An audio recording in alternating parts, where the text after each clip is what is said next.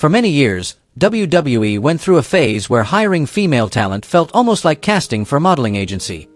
As long as you looked stunning, the question of in-ring ability could be dealt with later. A lot of women didn't come from wrestling schools at all. They walked in from runways, bikini contests, gyms, or beauty pageants and were put straight on TV as perfect divas. Today, we're looking back at the women who were chosen mainly because they were eye-catching and how WWE presented them on screen. Kung Bat Dao Nai Thoi Now, Wrestling Sphere, go! Number 10. Kelly. Among the women who were brought straight from the modeling world into WWE, Kelly is almost the textbook example of hiring based on looks. Before she ever touched the ring ropes, this young woman was used to studio lights and colorful bikinis, not bumps and slams. She worked as a swimsuit and lingerie model for brands like Venus Swimwear and Hawaiian Tropic. Her days revolved around beach photo shoots, swimsuit catalogs, and beauty contests. Nothing even remotely related to suplexes or headlocks. One day, John Laurinaitis, the head of talent relations at the time, happened to see her photos while she was doing modeling work and immediately took notice. Instead of searching for a properly trained wrestler, he went straight to her modeling agency and asked if she'd be interested in becoming a WWE superstar. At that moment, the only qualifications Kelly really had that matched what the company wanted were her photogenic face, bikini-ready figure, and bright, camera-friendly smile that screamed, Diva Era. Actual wrestling experience? 0. Even so, Kelly was invited to a tryout. During that session, she could pretty much only follow the most basic movements the coaches showed her. But WWE at that time was focused on putting glamorous, sexy female characters on television, so they didn't hesitate to sign her. Not long after, Kelly debuted on ECW with a Kelly's Exposé gimmick. Weekly segments built around sexy dancing and posing in the ring, geared far more toward visual entertainment than actual competition. It took quite a while before she was given more serious training and gradually turned into a more complete in-ring performer. Still, her starting point remains a crystal-clear example of an era when WWE was more than willing to put looks ahead of wrestling skill. Number 9. Eva Marie. If Kelly was the symbol of the runway straight to the ring era, then Eva Marie was the upgraded version, complete with fiery red hair. Before she stepped into WWE, Eva was already a familiar face in the fitness modeling scene, appearing in magazines, ad campaigns, and even a few small acting roles. She built her image as a gym-honed model with a toned, sexy physique, the kind of look that fit magazines like Maxim far more than a traditional wrestling ring. What she really brought to the table at that point was a striking look, a standout figure, and confidence in front of the camera. Not headlocks, submissions, or grappling technique. In 2013, WWE held a kind of internal diva search in Los Angeles to scout new faces. Eva Marie entered, beat out a number of other hopefuls, and won, despite having almost no formal wrestling training. Instead of starting from the developmental system and slowly working her way up, she was offered a contract almost immediately, simply because she checked all the boxes the company cared about at the time. Sizzling appearance, strong presence, and a vibe that fit perfectly with a diva concept on reality TV. The most controversial part came after she signed. Eva didn't have to grind it out in NXT for long. After just a few weeks of basic training, she was pushed straight to the main roster and quickly featured on Total Divas. There, she didn't need to prove much in terms of in-ring ability. Her main job was to bring drama, boost ratings, and create moments that fans would talk about. Inside the ring, her limited skill set made her a frequent target of boos and criticism from the audience. But from a recruitment standpoint, the logic was obvious. WWE saw someone who could sell posters, land magazine covers, draw viewers to a reality show, and generate buzz on social media. Eva Marie became the perfect example of a time when simply having a striking look could land you a spot on WWE's biggest stage, even if your experience in the training ring was almost non-existent. Number 8. Maryse Ouellet. On any list of women who got into WWE almost entirely because of their face and figure, Maryse is the textbook example of a beauty queen wandering into a wrestling ring by accident. Before she ever thought about taking a back bump, her whole world revolved around stage lights, bikinis, high heels, and sparkling crowns. Maryse worked as a professional model, constantly appearing in steamy calendar shoots and swimwear ads, and really made a name for herself by winning Miss Hawaiian Tropic Canada, then finishing as runner-up in the International Miss Hawaiian Tropic pageant. For someone who lived in a world of beach photo shoots and beauty contests, Maryse suddenly pivoting into wrestling sounded almost like a reckless gamble. But it just so happened that she showed up right when WWE was aggressively hunting for new diva faces. She applied for the WWE Diva search, a platform that valued looks and presence first, in-ring know-how second, and quickly stood out with her blonde hair, model-tier body, and cold, Ice Queen aura. In 2006, Maryse signed a contract with WWE. The funny part is that, just like many women of that era, she was chosen first and foremost because she perfectly fit the Divas template. Glamorous, sexy, high-class, someone you could easily picture on posters, magazines, and talk shows more than grinding through endless drills. Only after signing did Maryse get sent to developmental territories like OVW and then FCW, where she had to learn wrestling completely from scratch, from basic footwork and bumping to how to tell a story inside the ring. That journey was anything but easy for someone coming from the catwalk. But over time Maryse transformed herself from a pageant queen with a microphone into one of the standout divas on television. Even though her starting point was clearly tied more to her looks than her skill, she knew how to use her beauty, presence, and sharp personality to stand out in a whole generation of divas hired under almost the exact same criteria. She's proof of how WWE recruited at the time. Find someone who shines in front of a camera first, then figure out how to turn them into a wrestler later. Number 7. Christy Hemme. In the era when WWE was desperately searching for blockbuster faces to define the Divas generation, Christy Hemme showed up like a literal fiery red explosion. Before she ever set foot in the company, she was already working as a model and singer, regularly appearing in bold photo shoots and drawing major attention when she landed the cover of Playboy. Christy's image was all about that bright red hair, mischievous energy, and high-octane attitude. Exactly the kind of presence WWE loved putting on TV, far more than long chains of technical grappling. In 2004, Christy entered the WWE Raw Diva Search, a contest where photogenic, charismatic, and able to create drama sometimes mattered more than how well you could bump. With her confidence, crowd interaction, and blazing hot look, she quickly became the focal point, outshining a field of competitors to win the whole thing. The prize wasn't just cash, but also a WWE contract, a golden ticket that sent a pin-up model straight into the world of sports entertainment. From her very first days on TV, Christy was clearly positioned as a full-on bombshell. She was regularly slotted into bikini contests, showcase segments, poster shoots, Playboy promotion, and various skits built around entertainment and visual appeal. All of that definitely made her stand out, but it also made it obvious that WWE cared far more about her appearance and media appeal than about how many minutes she could actually wrestle in the ring. Over time, Christy started getting pulled into more storyline-heavy feuds, received training, and was given the chance to step into more serious matches, especially on bigger shows. Even so, in the eyes of most fans, her strongest imprint remained that of the fiery redhead who walked straight out of Playboy and Diva Search. Christy Hemme became a very clear example of the recruitment mindset of that period. As long as you had the look and the heat, WWE would worry about everything else later. Number 6. Ashley Massaro. If you had to pick one face that perfectly summed up WWE's recruit beauty queens and models first, worry about wrestling later phase, Ashley Massaro would absolutely be near the top of the list.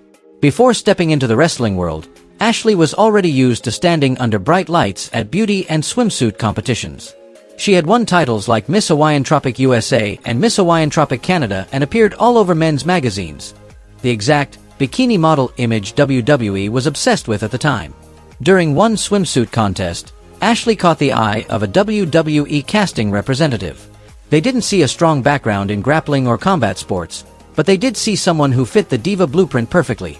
Standout physique, rebellious style, and a bad girl aura tailor-made for television. From there, she was invited to compete in the 2005 Diva Search. With her fiery personality, ability to connect with the crowd, and look that checked every box for the show, Ashley quickly emerged as the star of the season, outlasting the competition and winning, along with a one-year WWE contract. The way WWE used Ashley right after her debut pretty much said it all. She was plugged into bikini angles, swimsuit segments, steamy photo shoots, and constant tie-ins with Playboy and other image-driven content. Week after week, fans knew her first and foremost as a poster girl of the Diva Era rather than a fully formed wrestler ready for long, competitive matches. Later on, Ashley did start getting placed in more serious storylines, saw more in-ring time, and genuinely tried to improve so she wouldn't disappear the moment the bell rang. But when you look back at how she was recruited and presented from day one, it's hard to deny that WWE valued her looks, rebellious style, and visual appeal far more than any previous experience between the ropes. She was a prime puzzle piece in a philosophy that prioritized the look first, the skills later, for an entire era. Number 5. Eva Torres. When you talk about women who seem to appear out of nowhere on WWE TV and then gradually prove their real value, Eva Torres is a pretty unique case.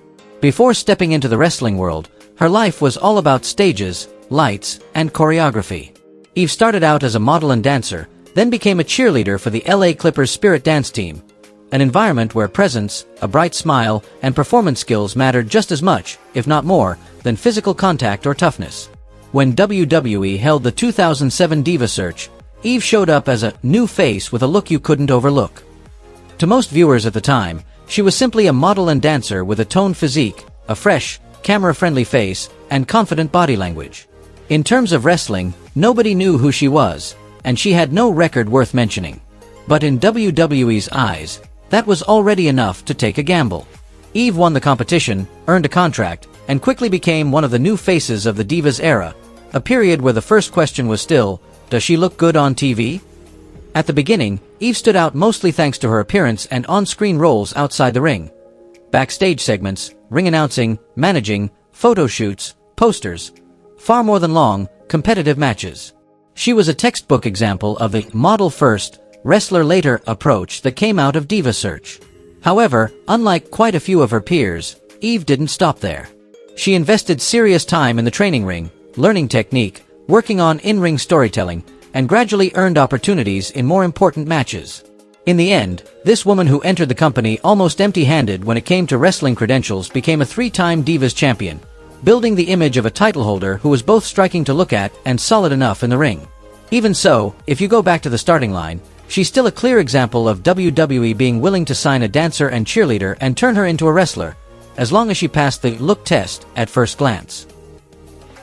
Number 4. Sable.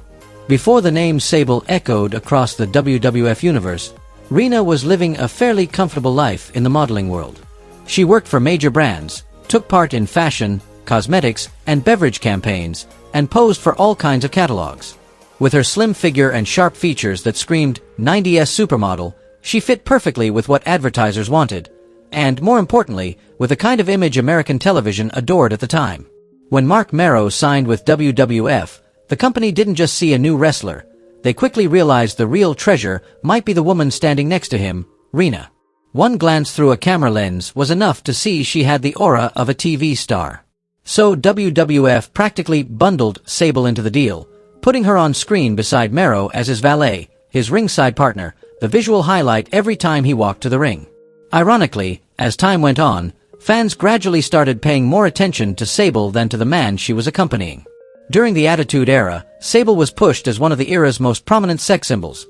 Bikini contests, daring outfits, body paint segments, posters, magazine covers. Everything was designed to squeeze every drop of visual appeal out of her. She did wrestle in a few matches and even held a title, but what stuck in viewers' memories was the image of a sensual icon whom WWF had signed primarily for her beauty, presence, and ability to command the camera, rather than her grappling ability. After the blinding lights of the Attitude Era faded, Rena's life took a completely different turn. She divorced Marc Mero, later married Brock Lesnar, and gradually chose a private life far away from the noise of show business. From someone whose image was used to the fullest on screen, Sable has now almost vanished from the spotlight, leaving behind the legacy of one of the defining female figures of a time when WWF/WWE recruited women largely based on looks and visual allure. Number 3. Candice Michelle. In the period when WWE treated hot faces as a main gateway into the company, Candice Michelle was a very typical example. Before ever appearing on Raw, she already had a flashy resume as a model and actress. Magazine shoots, TV commercials, small roles in films, and even being featured as a Cybergirl of the Week on Playboy.com. Her world back then was all about studios, cameras, stylish bikinis, and lingerie, with zero background in suplexes, submissions, or anything resembling ring combat. In 2004, Candice entered the WWE Diva Search, a contest designed specifically to find women who fit the Divas mold, attractive, confident, and able to stand out on television. She didn't go the farthest in the competition and didn't win on screen, but she did enough to make sure the talent scouts remembered her. With her dark hair, sharp eyes, and vibe straight out of a glossy magazine spread, Candice matched the exact profile WWE was hunting for at the time. So even though she was eliminated, the company quietly offered her a contract after the show. When she debuted on Raw, Candice wasn't presented as a serious in-ring threat. She came in more as pure eye candy. She played a makeup artist and stylist, popped up in backstage skits, and was gradually pulled into bikini contests, lingerie segments, and moments where the camera focused almost entirely on her body and presence rather than any kind of offense or defense. From the way WWE packaged her, it was obvious they valued her looks and visual appeal more than anything else. What set Candice apart, though, was that she refused to stay just a pretty face in the background. She put real effort into training, learning how to bump, working on her moves, building up her conditioning, and slowly earning more in-ring time. Over time, this woman who had been seen as mere decoration around the edges of the show ended up capturing the women's championship, proving that someone signed mainly for their appearance could still grind their way into becoming a legitimate wrestler, even if her starting point inside the company was almost entirely summed up by two words: look and sex appeal. Number 2. Torrie Wilson. Among the women who went from the gym straight to the TV screen, Torrie Wilson is one of the most iconic faces. Before ever showing up on wrestling broadcasts, she was a true physique athlete and fitness model. Lifting weights, sticking to strict diets, competing in body contests, and even winning a major title in that world. Back then, the name Torrie wasn't tied to arm bars or suplexes. It was tied to a toned body, tiny waist, and that fitness model look that made industry magazines chase after her. It was exactly because of her reputation in the fitness scene that Torrie caught WCW's attention. They didn't approach her as a fully trained wrestler, but as a beautiful face who could be plugged into TV angles, serve as a valet, and become a visual highlight alongside the male roster. All she had to do was walk out with them, link arms, smile, and the cameras would lock onto her. From there, she became a regular, accompanying character on WCW programming. A textbook example of someone recruited more for a glowing appearance than a deep in-ring background. When WCW was bought out by WWE, Torrie was kept on and moved into the new environment. During the Ruthless Aggression era, her career was tied closely to posters, wall calendars, steamy photo shoots, Playboy, bikini contests, and segments built almost entirely around visuals. Fans would turn on the TV and see Torrie in one seductive concept after another. Posing, shooting, hosting segments, all clearly showing that the company wanted to fully capitalize on her fitness model look. Torrie did spend time inside the ring, got involved in feuds, and wrestled on big shows. She wasn't lazy or unwilling to try. It's just that the landscape back then constantly pushed her into the role of sex symbol more than a serious in-ring threat. Looking back at her starting point, it's obvious that Torrie Wilson is one of the clearest examples of that era's recruitment style. Find the perfect fitness look, put her on TV first, and worry about the wrestling part later. Number 1. Stacy Keibler. When people talk about the image of a pair of walking legs in wrestling, the first name that comes to mind is almost always Stacy Keibler. Before stepping into the wrestling world, she was already used to life on stage. A cheerleader for the Baltimore Ravens, dancing and hyping up the crowd at football games while also taking on extra gigs as a dancer and model. With her height, endlessly long legs, and incredibly photogenic face, Stacy fit perfectly under any spotlight, even before she ever touched a ring rope. In 1999, Stacy tried out for the Nitro Girl Search, a competition to find dancers for WCW. She didn't just catch the judges' attention. She won the whole thing, opening the door for her to appear on national television. From a real-life cheerleader, Stacy became part of the sports entertainment world after just one contest. WCW soon turned her into the character Miss Hancock. Tight office skirts, glasses, a desk set up right by the ring, and those legs as her main weapon. Fans didn't need to memorize her moveset. Hearing the nickname, The Legs, was enough to picture her. When WCW was bought by WWE, Stacy continued her journey in a new company. Not much changed in terms of presentation. She was still used as a sex symbol, regularly appearing as a valet, host, or special guest in segments built heavily around entertainment value, emphasizing her posture, walk, and those high kicks that showed off her legs. Even though Stacy did wrestle and worked on improving her in-ring skills, the image burned into fans' minds is that of a glamorous figure defined by those endless legs, rather than a hard-hitting ring warrior. From her beginnings as a cheerleader, dancer, and model to standing in the middle of a WWE stage, Stacy Keibler's path is a crystal-clear example of a recruitment approach where looks and on-camera presence were prioritized well before any technical expertise. Which name on this list impressed you the most? Let me know in the comments. Don't forget to hit like, subscribe to Wrestling Sphere, and turn on the notification bell so you won't miss any of the next drama-filled behind-the-scenes WWE stories.